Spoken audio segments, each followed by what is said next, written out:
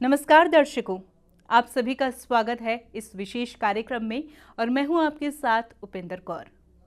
दर्शकों, एकादशी जिसे ग्यारस के नाम से भी जाना जाता है, ऐसे में वर्ष में 24 एकादशियां आती है, लेकिन इन एकादशियों में से एक सबसे महत्वपूर्ण एकादशी है निर्जला एकादशी, जो इस ग्रीष्म ऋतु में पड़ती है। ऐसे में जिस वक्त मनुष्य के जीवन में जल का सेवन सबसे महत्वपूर्ण होता है, उसी समय ये व्रत आता है निर्जला एकादशी का, जिसे करना बहुत ज़्यादा कठिन हो जाता है।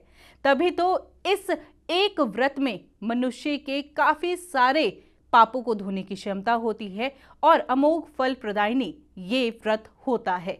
तो ऐसे में निर्जला एकादशी के दिन किन बातों का हमें विशेष ध्यान रखने की आवश्यकता है, इस व्रत को रखने के पीछे क्या पौराणिक महत्व है, किन किन बातों का हमें ध्यान देना चाहिए इस दिन, शुभ मुहूर्त क्या है, पूजन सामग्री क्या होनी चाहिए, पूजन किस तरीके से करना चाहिए, आइए इन समस्त बातों को आज इस कार्यक्रम में हम आपको बताते हैं। यूं तो प्रत्येक साल के प्रत्येक महीने अमावस्या या पूर्णिमा तिथि के 11वें दिन एकादशी तिथि आती है, जिसे ग्यारस के नाम से भी जाना जाता है। प्रतिमास शुक्ल पक्ष और कृष्ण पक्ष में एकादशी तिथि आती है और इस तरह प्रतिवर्ष 24 एकादशी तिथि होती है और यदि अधिक मास हो तो इसकी संख्या बढ़कर 26 हो जाती है। लेकिन इन सभी एकादशियों में श्रेष्ठ एवं अक्षय फल प्रदान करने वाली ज्येष्ठ माह के शुक्ल पक्ष की निर्जला एकादशी है, जिसे भीमसेनी एकादशी भी कहा जाता है। इस एकादशी को भीमसेनी एकादशी कहा जाने के पीछे भी एक प्राचीन मान्यता है। पौराणिक मान्यताओं के अनुसार 5 पांडवों में से एक भीम को अपने विराट शरीर और अपने पेट में वृक नामक अग्नि के कारण अधिक भूख लगती थी और इसी कारण वह वर्ष में कभी कोई उपवास नहीं रखते थे।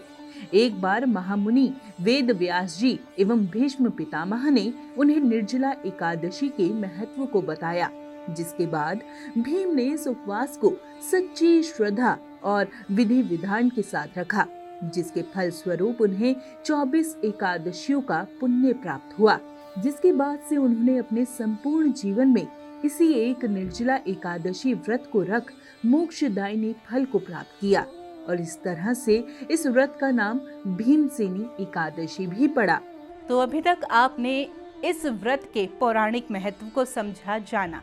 आइए अब आपको बताते हैं कि इस दिन किस तरीके से हमें पूजा करनी चाहिए, पूजा के दौरान किन विशेष बातों का हमें ध्यान रखना चाहिए और साथ ही साथ पूजन सामग्री क्या होनी चाहिए। इस दिन प्रातः काल उठकर स्नान के बाद साफ वस्त्र धारण करें। हो सके तो इस दिन पीले रंग के वस्त्र पहने। तत्पश्चात एक दीपक प्रज्वलित कर व्रत का संकल्प ले और पूजा स्थल पर शालिग्राम भगवान को स्थापित करें और भगवान शालिग्राम को पंचामृत से स्नान कराएं। स्नान के बाद उन्हें चंदन, मिश्री इत्यादि अर्पित करें। पूजा के दौरान शालिग्राम भगवान को 108 तुलसी के पत्र जरूर अर्पित करें। फिर विष्णु सहस्त्र नाम का पाठ करें और आरती के बाद पूजा संपन्न करें। यह तो रही पूजन विधि की बात, लेकिन इस दिन हमें किन विशेष बातों का ध्यान रखना चाहिए, आइए आपको बताते हैं। माना जाता है निर्जला एकादशी व्रत के दिन पीले रंग के साफ वस्त्र पहनने चाहिए। इस दिन काले भूरे रंगों का उपयोग वर्जित माना गया है। शास्त्रों के अनुसार व्रत के दौरान व्रत कथा जरूर सुने, ऐसा करने से स्वर्ग की प्राप्ति होती है। निर्जला एकादशी की पूजा के बाद जल कलश या जल का दान अवश्य करें। ऐसा करने से आपको भगवान विष्णु जी की कृपा प्राप्त हो सकती है। इस दिन जल का दान करना बेहद शुभदायी माना गया है। ओम नमो भगवते वासुदेवाय मंत्र का जाप इस दिन करने से भगवान श्री हरि विष्णु जी की कृपा प्राप्त होती है। क्या ना करें।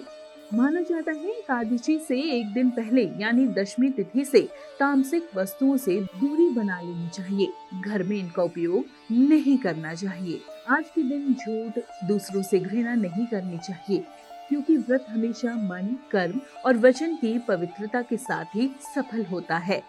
माना जाता है इस दिन बाल, दाढ़ी, नाखून नहीं काटना चाहिए। शास्त्रों के अनुसार एकादशी के दिन तुलसी माता को जल अर्पित नहीं करना चाहिए और ना ही उन्हें छूना चाहिए, क्योंकि इस दिन माँ भी उपवास रखती है।